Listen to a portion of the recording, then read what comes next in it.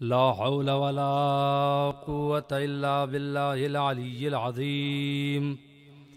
حسبنا الله ونعم الوكيل، نعم المولى ونعم النصير. أعوذ بالله من الشيطان الرجيم. بسم الله الرحمن الرحيم. الحمد لله رب العالمين،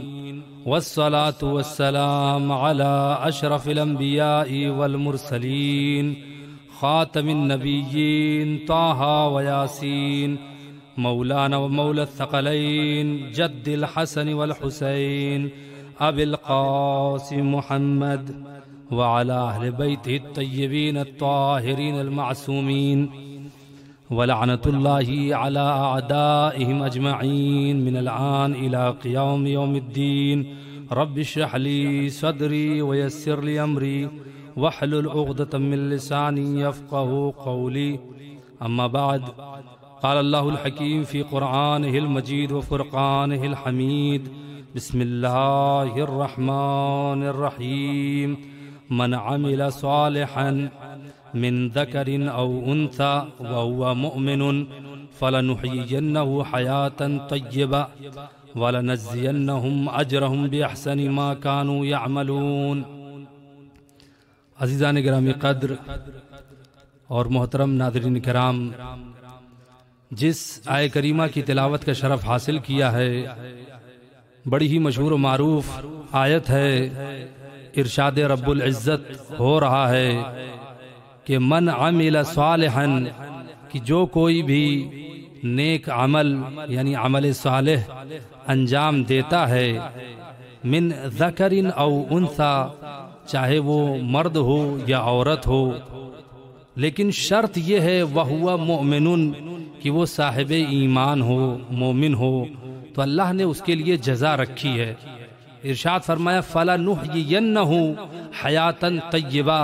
کہ جو عمل صالح انجام دیتا ہے، چاہے وہ مرد ہو یا عورت ہو، لیکن اس شرط کے ساتھ کہ وہ مومن ہو، تو اللہ نے فرمایا کہ ہم اس کی زندگی کو پاک، بہترین اور خوبصورت زندگی قرار دیں گے. اور اس کے بعد ارشاد فرمایا وَلَنَجْزِيَنَّهُمْ أَجْرَهُمْ بِأَحْسَنِ مَا كَانُوا يَعْمَلُونَ، اور ہم انہیں ان کے عمل سے بہترین جزا دینے والے ہیں. یعنی وہ جو عمل انجام دیتے ہیں، ہم جو جزا دیں گے وہ جزا اس عمل سے بہتر ہوگی. عزیزان گرامی، خداوند عالم نے جزا اور عمل کے اعتبار سے مرد اور عورت کے درمیان کوئی فرق نہیں رکھا ہے، کہ اس اعتبار سے کسی کو کسی پر فوقیت حاصل نہیں ہے کہ اگر مرد کوئی عمل انجام دیتا ہے تو اسے زیادہ اجر ملے گا، یا کوئی خاتون، کوئی عورت وہی کام کرتی ہے، وہی عمل انجام دیتی ہے تو اسے کم جزا ملے گی. نہیں عزیزان گرامی، قرآن کریم میں اللہ نے متعدد مقامات پر عورت کی منزلت، عورت کی فضیلت کو آشکار کیا ہے، اور جہاں تقوی اور حسن عمل میں کالے، گورے، جوان، بوڑھے سب برابر ہیں، وہیں پر پروردگار عالم نے عورت کا تذکرہ بھی مرد کے ساتھ برابری کے درجے میں کیا ہے، کہ سب کے سب برابر ہیں اور انہیں کسی بھی اعتبار سے فوقیت حاصل نہیں ہے. بلکہ معیار کیا ہے؟ معیار حسن عمل اور تقوی الہی ہے، کہ جو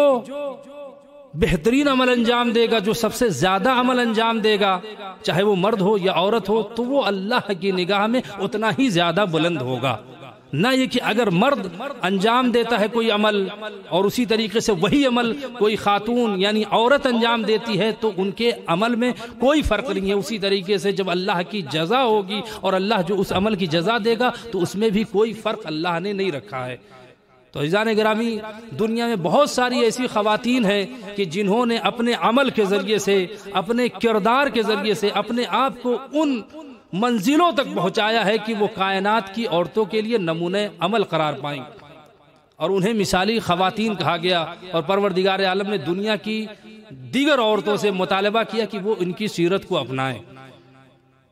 تو یہ مثالی خواتین ہیں کہ جن کی سیرت کو اپنانے کے لیے اللہ حکم دے رہا ہے. میں نے گزشتہ مجلس میں آپ حضرات کی خدمت میں عرض کیا کہ انہی مثالی خواتین میں سے ایک جناب ام البنین سلام اللہ علیہا ہے کہ جن کے نام کا یہ سفرہ ہے. جناب ام البنین سلام اللہ علیہا نے اپنے ذاتی کمال اور اپنے کردار و عمل کے ذریعے سے اپنے آپ کو اس بلندی پر پہنچایا کہ جناب ام البنین سلام اللہ علیہا کو اللہ نے باب الحوائج قرار دیا، یعنی حاجتوں کے پوری ہونے کا دروازہ انہیں قرار دیا کہ جو بھی ان کے وسیلے سے دعا مانگے گا، جو بھی حاجت طلب کرے گا، اللہ اس کی حاجت کو قبول کرے گا، اللہ ان دعاؤں کو رد نہیں کرے گا جو جناب ام البنین کے وسیلے سے بارگاہ اللہ میں ٹکراتی ہیں۔ عزیزان گرامی، جناب ام البنین سلام اللہ علیہا نے وہ عمل انجام دیا کہ اللہ نے انہیں یہ رتبہ دیا، انہیں یہ مقام عطا فرمایا۔ علماء کرام بیان فرماتے ہیں کہ اگر کوئی 1000 مرتبہ صلوات پڑھے، بڑی توجہ چاہتا ہوں کہ اگر کوئی 1000 مرتبہ صلوات پڑھے یا 10,000 مرتبہ صلوات پڑھے، جیسی اس کی حاجت ہو، 1000 مرتبہ صلوات پڑھے یا 10,000 مرتبہ صلوات پڑھے، اور صلوات پڑھنے کے بعد اس کا ثواب جناب ام البنین کی روح کو ہدیہ کر دے۔ علماء بیان کرتے ہیں کہ جیسی بھی حاجت ہو اس کی یہ حاجت پوری ہو جائے گی، اس کی یہ دعا قبول ہو جائے گی، جیسے یہ عمل انجام دے گا اور صلوات پڑھنے کے بعد 1000 یا 10,000 مرتبہ پڑھنے کے بعد جناب ام البنین کی روح کو ہدیہ کرے گا، اور جو دعا مانگے گا اللہ اس کی دعا کو قبول کرے گا۔ عزیزان گرامی، دنیا بھر میں جہاں کہیں بھی مومنین ہیں وہ الگ الگ عنوان سے جناب ام البنین سلام اللہ علیہا کے عنوان سے عمل انجام دیتے ہیں۔ کوئی بیوی کے نام سے دسترخوان بچھاتا ہے تاکہ اس کی دعا قبول ہو جائے، کوئی بیوی کے نام پر غریبوں کو کھانا کھلاتا ہے، کوئی نیک عمل انجام دے کر اس کا ثواب جناب ام البنین کی روح کو ہدیہ کرتا ہے، کوئی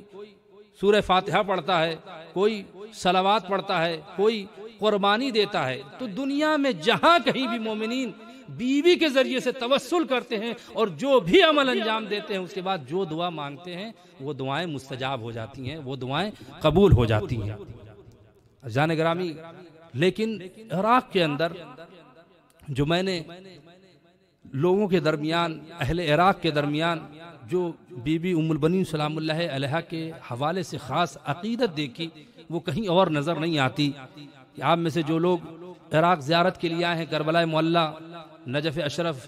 سامراء کاظمین کی زیارت کے لیے آئے ہیں، انہوں نے اس بات کا مشاہدہ کیا ہوگا، دیکھا ہوگا کہ جب یہاں کے لوگ، یہاں کی عوام جب سفر کرتی ہے یا ان کے ساتھ جب ہم سفر کرتے ہیں تو دیکھتے ہیں مثلا کربلا کے لیے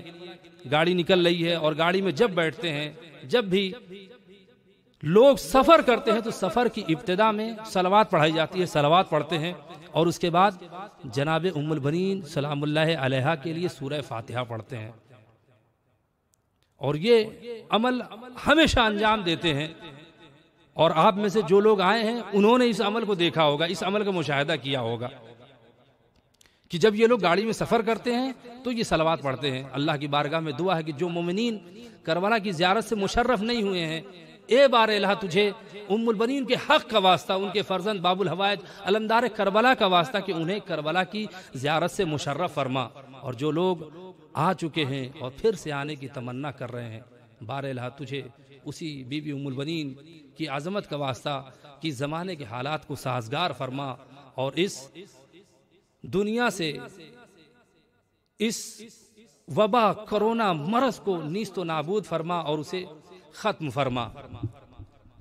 اور انہیں جلد سے جلد پھر سے زیارت سے مشرف فرما۔ الہی آمین یا رب العالمین۔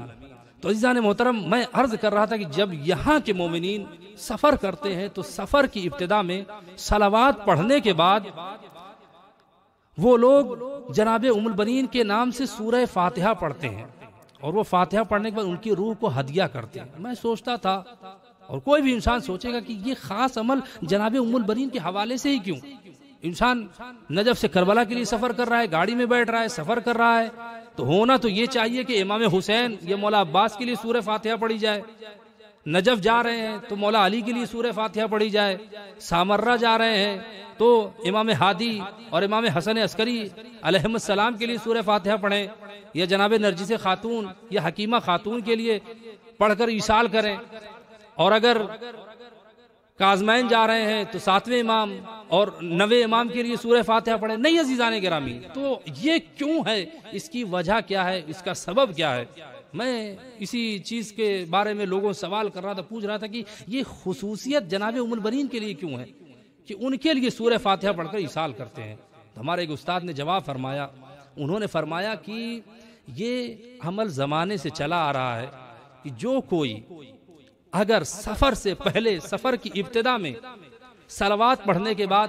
سورہ حمد پڑھ کر جناب ام البنین سلام اللہ علیہا کی روح کو ہدیہ کرتا ہے، تو جو سفر کر رہا ہے اس سفر کے تمام خطروں سے وہ محفوظ ہو جاتا ہے، اسے کوئی خطرہ لاحق نہیں ہوتا۔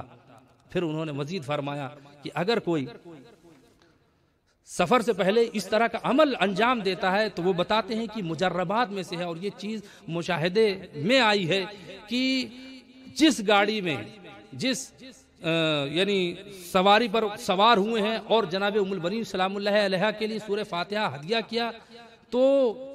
جب تک وہ سفر کی حالت میں ہے اور ان کا یعنی کوئی نہ حادثہ ہوا اور نہ ہی ایکسیڈنٹ وغیرہ ہوا، یعنی وہ سفر خیر و عافیت کے ساتھ ہو جاتا ہے۔ تو یہ عزیزان گرامی جناب ام البنین سلام اللہ علیہا کے نام کا اثر ہے کہ اگر انسان سورہ فاتحہ سفر کی ابتدا میں پڑھ دے تو اس کا سفر محفوظ ہو جاتا ہے، خطرہ ختم ہو جاتا ہے، خطرہ ٹل جاتا ہے، اور یہ مقام اللہ نے جناب ام البنین سلام اللہ علیہا کو دیا ہے۔ جناب ام البنین سلام اللہ علیہا کو صرف حسبی اور نسبی کمال نہیں ملے تھے، میں نے گزشتہ مجلس میں بیان کیا کہ جناب ام البنین سلام اللہ علیہا خاندان کے اعتبار سے بہت ہی شجاعت والے خاندان سے تعلق رکھتی تھیں۔ ان کے والد حزام بن خالد اشراف عرب میں سے تھے، بڑی بزرگ ہستی تھی، وہ صحابی رسول تھے، صحابی امیر المومنین تھے، معرفت کی بلندی پر تھے۔ یہی وجہ ہے عزیزان گرامی کہ جب